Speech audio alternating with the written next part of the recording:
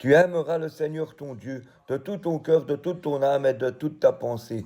Ce verset de l'évangile de Matthieu est souvent accompagné de ceux qui le suivent. Les versets 37, 38 et 39. En effet, en Matthieu, chapitre 22, versets 37 à 39, Jésus nous transmet le cœur même de son enseignement. Les 2 commandements dont découle toute la loi et les 10 commandements de l'ancienne alliance. Nous les retrouvons également dans l'évangile de Marc, Marc chapitre 12, versets 30 à 31. Ces commandements sont simples, mais ils sont exigeants. Pas d'alinéa, pas de conditions, pas d'exception. Nous n'avons pas trop de toute notre vie pour essayer de les mettre à l'œuvre. Mais très concrètement, à quoi Jésus nous invite-t-il? Découvrez les explications de cette parole fondamentale de Yeshua, de Jésus.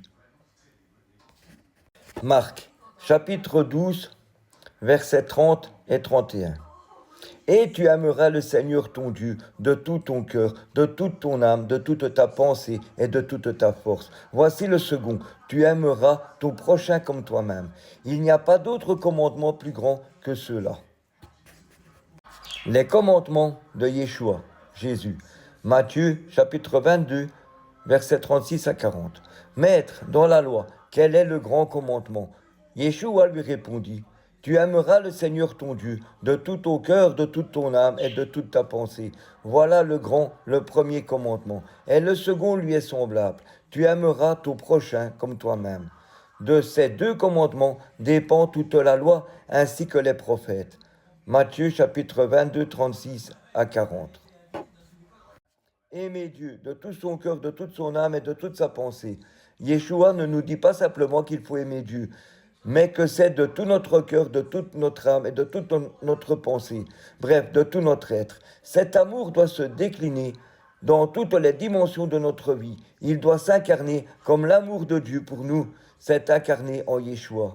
On ne peut pas aimer à moitié, aimer quand on y pense, aimer quand cela va dans notre sens. Il faut aimer totalement Dieu et donc tout lui donner, tout ce que nous sommes. Yeshua nous invite à nous abandonner complètement. Cela fait écho au premier commandement du Décalogue, reçu par Moïse.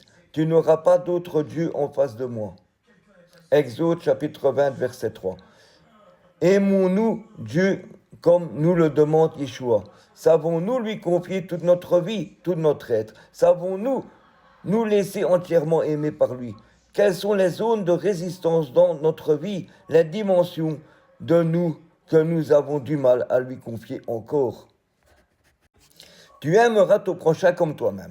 Voilà comment aimer Dieu. Yeshua nous dit que ce commandement est semblable au premier. Aimer notre prochain, c'est aimer Dieu. Et nous ne pouvons aimer Dieu si nous n'aimons pas notre prochain, comme nous le rappelle l'apôtre Jean dans sa première lettre.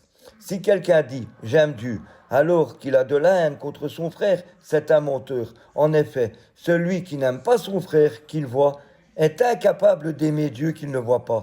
Et voici le commandement que nous tenons de lui, celui qui aime Dieu, qu'il aime aussi son frère.